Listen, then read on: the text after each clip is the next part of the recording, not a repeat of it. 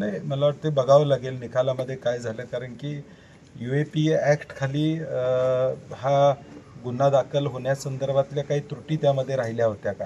वेगवेगळ्या अधिकाऱ्यांनी गेल्या 15-20 वर्षामध्ये त्याचा तपास करणं किंवा कोर्टामध्ये म्हणणं मांडणं, ज्या तारखा गेल्या 4-5 वर्षामध्ये चालल्या त्या प्रत्येक तारखेला सरकार म्हणून अधिकाऱ्यांनी म्हणणं मांडले, आणि म्हणून अधिकाऱ्यांनी जे म्हणणं मांडलं त्यामध्ये काही त्रुटी राहिल्या का किंवा नेमकं काय घडलं, हे निकाल विस्तृतपणे निकाल आल्यावर कळेल की नेमकं काय. मला वाटते मुख्यमंत्री महोदयांनी हे वक्तव्य करताना विचार करायला पाहिजे होता.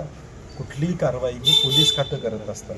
ATSनं ही कारवाई केली, NIAनं त्याचा तपास त्या काळामध्ये केला. मग ज्या काळामध्ये ATSचे सगळे प्रमुख असतील, NIAचे प्रमुख असतील या देशामध्ये, त्यांच्यावर तुम्ही शंका घेता का?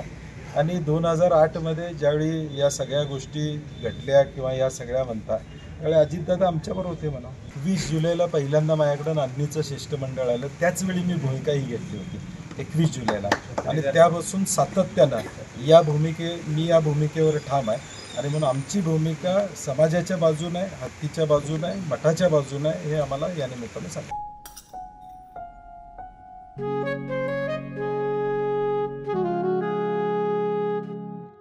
बाबा, आज येताना बासुंदी घेऊन या ना. अगं, कालच आपण आईचा वाढदिवस होता म्हणून आणली होती ना.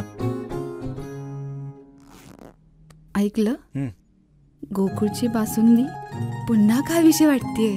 खरं सांगू, मलाही खावीशी वाटतेय. पुन्हा पुन्हा खावीशी वाटणारी गोकुळ बासुंदी.